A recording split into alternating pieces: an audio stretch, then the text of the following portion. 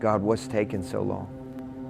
What lesson are you waiting for me to learn? Why hasn't the breakthrough come yet? Why isn't it here? What is this process that you're taking me through? I had the opportunity over the weekend to spend some time with a dear friend, a pastor of mine, Teófilo Hayashi from Brazil and Dunamis Movement.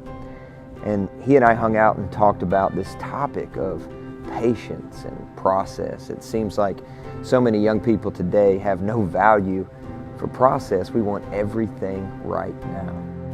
As we talked about this and dove into it, I know for me, it was huge, and I think it will be for you as well. Thank you, man. Appreciate it, bro. It's a great conversation to have, because I'm recognizing that especially amongst millennials, there is this idea of instantaneous gratification with God that creates a lot of disappointment when it doesn't come through on their timetable, which has been a little bit tough, I'll be honest with you, to pastor people through in this last season, because it's so cultural for everything to be quick, everything to be now, everything to happen right away. And if not, then we question God's goodness because He's not answering things on our timetable. So I've been struggling with that. I mean, I'll be real with you. I'll be honest with you. For me, it's been a consistent wrestling match in asking God, why? Why have you been delaying in giving me what I want? And that has to do with church growth, ministry growth, things like that. It's just kind of like, I hate for us to just create a theology that God needs to come now. And suddenly you don't realize it becomes egocentric. And it becomes like, God, I need something now. I need it now. I want it now. I need a breakthrough now. And it's like, Lord, how do you explain Job? How do you explain the processes of Moses? How do you explain the processes of even Esther and Daniel, Joseph? You look at the Bible, and these guys went through valleys. They had peak moments, but they had valleys. They were living lavishly, sometimes in a palace, but they had to go through deserts.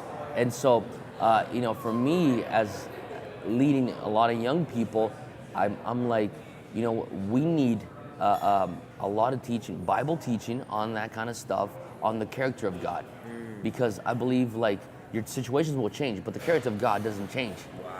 I was talking to a young person recently. He said, I really want to take this step of faith.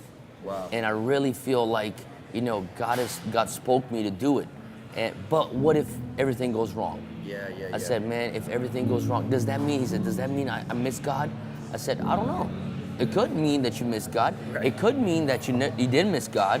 And it could mean that, things didn't turn out the way you wanted to. But one thing will never change: the character of God. He's good. So good. You're saying we need some teaching, and I think it's teachings on the character that's immutable. It's unchangeable. I mean, there's no shadow of changing in the character of God. And so, anyways, I feel like these are the things that I've been kind of like talking to the Lord with, because I've been seeing a lot of my young people not knowing how to deal with rejection. Getting fired from a job. Getting dumped by a girlfriend. This morning, one of my key leaders, his mom passed away. I was telling you about it. So I'm going to have to walk him through this painful experience of mourning, and I'm going to have to guard his heart of, bro, don't question the goodness of God in the situation. Absolutely. We believe in the prophetic, we believe in the miraculous, but also there has to come, like you said, teachings that will actually teach us to walk through processes. What do you do when God is silent? What do you do when your breakthrough doesn't come when you think it should? Or what do you do when God decides to heal you in a process and not in an event? So I believe these are the questions, that as in a culture that is promoting the supernatural, or celebrating that, sometimes we need to be aware of that. Man, that is because or else we'll raise up a generation that's emotionally weak. Wow. Yeah. And that seems to be something that we notice a lot amongst young people, millennials. that they don't have that strength, and they think that everything is supposed to be easy, and if it's not easy, then it's not God. Exactly. Which, the Bible doesn't read like that at all. Yeah. I mean, we admire the authors of the Scripture, the heroes of the faith, because of the challenges that they overcame. Now, God gave us the gift, the fruit of patience for a purpose, so that we can be comfortable on His time and not rush through on our own. Yeah. That's good, man.